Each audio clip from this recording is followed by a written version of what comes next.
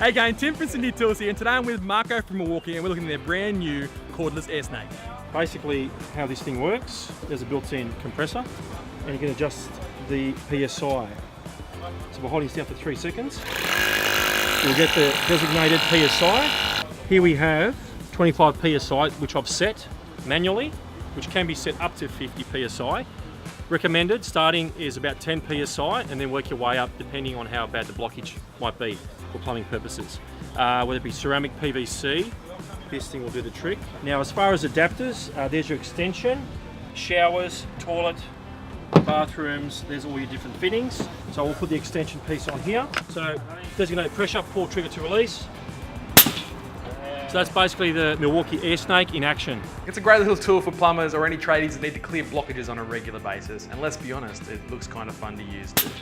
As always, if you have any questions about the Milwaukee Cordless Air Snake, hit me up in that comment section below.